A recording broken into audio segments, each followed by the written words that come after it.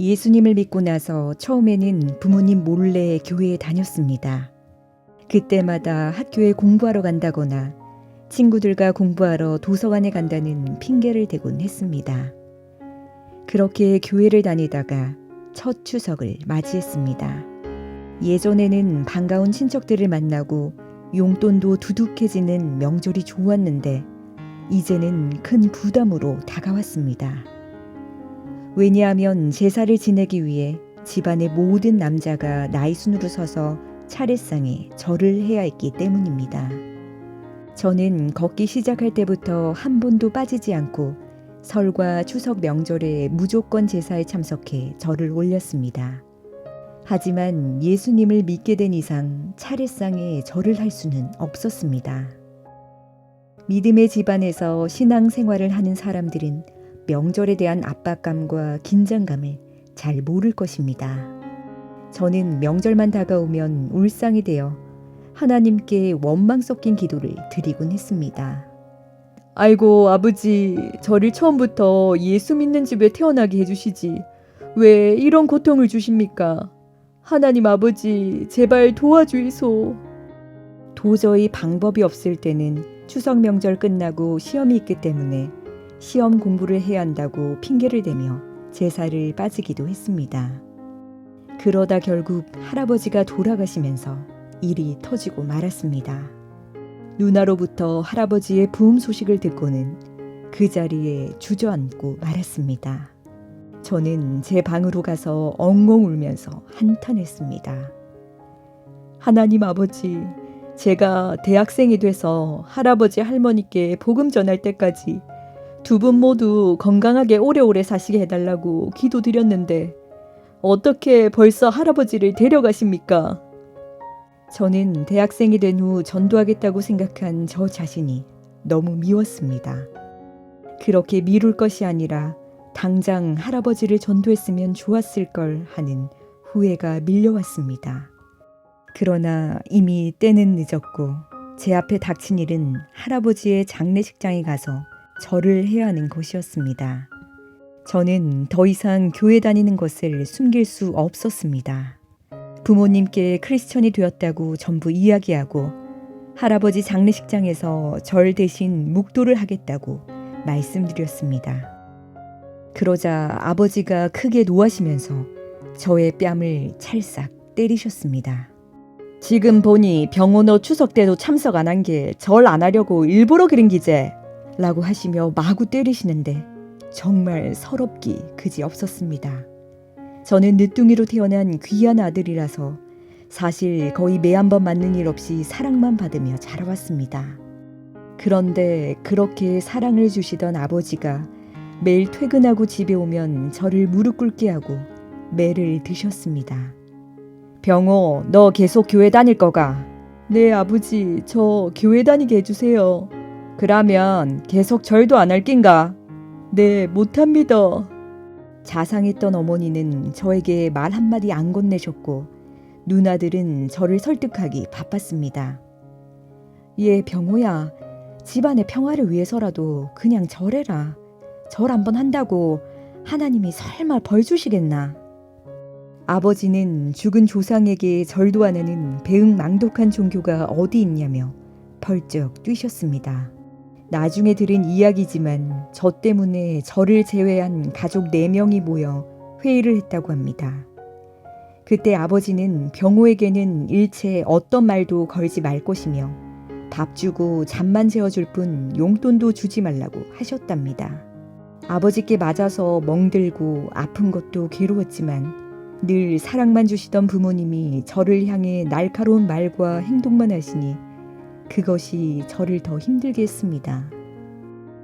한 달 동안 매일 같은 일이 반복되니 저도 지칠 대로 지치고 힘들어 하나님께 하소연했습니다. 하나님, 저 너무 힘듭니다. 저라면 안 되는 걸 알면서도 아버지한테 두들겨 맞고 가족과 매번 맞서야 하니 괴롭습니다. 솔직히 그냥 절 한번 하고 회개하면 안 될까 하는 생각이 자주 듭니다. 매일 밤 아버지가 퇴근하고 오실 때쯤이면 두려워지기까지 해서 어찌할 바를 모르겠습니다. 그때 교회 분들이 저에게 따뜻한 격려의 말을 해주었습니다. 병호야, 힘내라. 우리가 기도해 주마. 하나님은 모든 것을 합력해서 선을 이루시는 분이잖니. 하나님은 감당치 못할 시험은 허락지 않는다고 하셨어. 능히 이길 힘을 주실 거야. 이런 위로의 말들이 제게는 정말 큰 힘이 되었습니다. 계속 부모님과 사이가 안 좋던 때였습니다.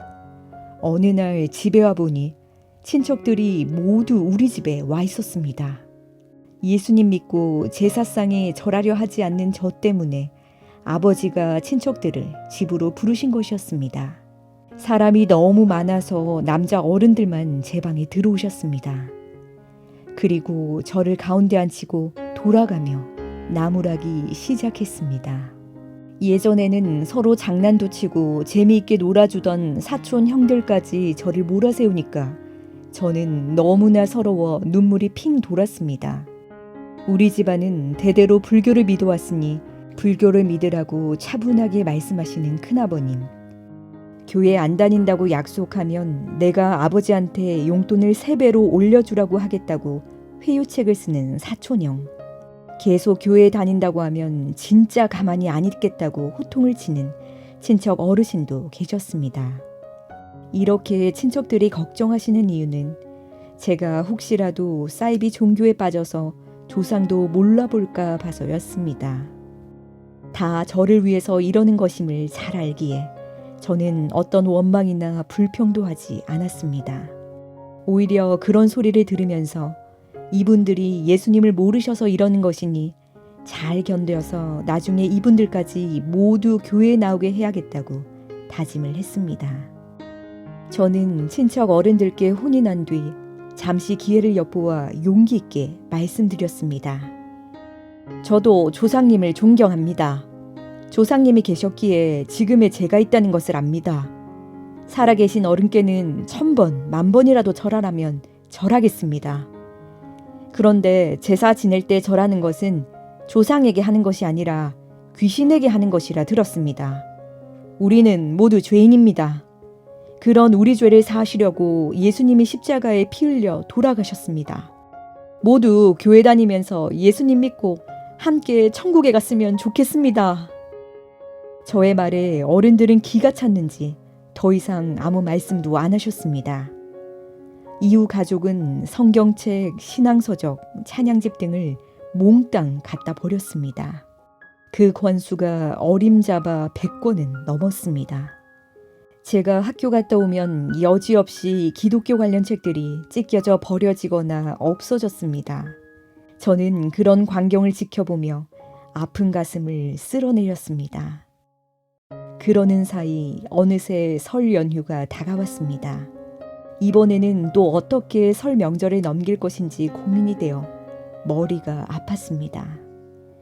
제가 큰 집에 가면 분명히 분위기가 안 좋아질 것 같아서 부모님께 편지를 썼습니다. 설 연휴 동안 친구 집에 가서 공부를 하겠다고, 제가 큰 집에 가면 또 제사상에 절 안 한다고 분위기를 망칠 것 같아 안 가는 게 나을 것 같다고 했습니다. 편지를 놓아두고 친구 집으로 향하면서 서러움에 눈물이 앞을 가렸습니다.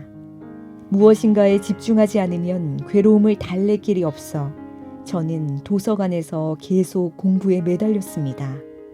설 연휴 마지막 날에도 저는 변함없이 도서관에서 공부를 하고 있었습니다.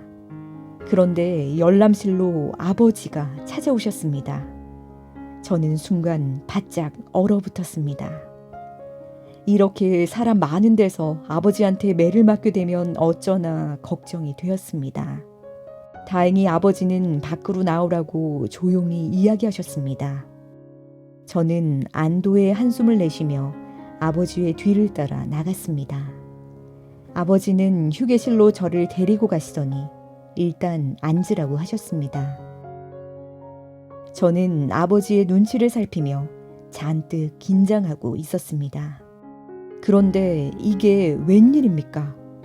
아버지가 제 옆에 앉아 굵은 눈물방울을 뚝뚝 떨어뜨리더니 이렇게 말씀하시는 것이었습니다.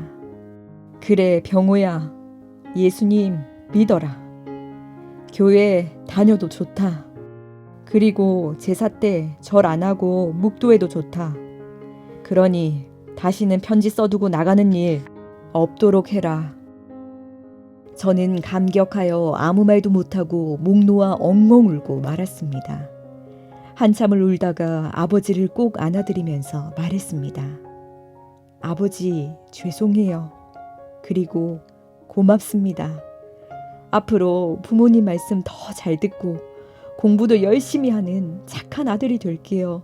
저 때문에 모처럼 친척들이 모여 즐겁게 지내는 명절을 망칠까봐 그랬어요. 아버지, 다시는 그러지 않을게요. 이 사건 이후로 저는 마음껏 교회 다니며 자유롭게 신앙생활을 할 수 있었습니다. 더 나아가 불교 달력, 불교 관련 서적, 염주 등 불교와 관련된 물건들을 하나 둘씩 버리기 시작했습니다. 가족과 함께 식사를 할 때면 저는 일부러 가스펠을 크게 틀어놓고 먹었습니다. 밥 먹으면서 좋은 음악을 들으면 밥맛도 더 난다고 너스레를 떨었습니다. 아버지, 노래 참 좋지요? 아버지, 좋으세요, 안 좋으세요? 식사하면서 듣기 딱 좋은 노래지요. 그래, 들어보니 좋은 것 같네. 병호야, 이제 밥 먹자. 알겠어요. 좋은 찬양 들으면서 밥 먹으니까 밥맛도 좋을 거예요. 맛있게 드세요, 아버지. 아버지는 그 후로 저를 따라 가끔씩 교회에 나오시곤 합니다. 그러나 아직 부처님에 대한 믿음은 저버릴 수 없다며 가족 중에서 유일하게 버티고 계십니다. 그래도 저는 실망하지 않습니다. 언젠가 아버지도 예수님을 믿게 되실 거라 확신하기 때문입니다.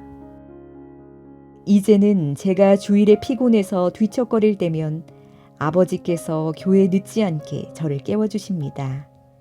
그리고 저와 함께 어머니와 누나, 매형, 조카들까지 모두 교회에 갈 준비를 하고 있으면 이렇게 말씀하십니다. 그래, 너희들한테는 예수님이 맞는갑다. 예수님도 좋은 분일 테니 잘 믿으래.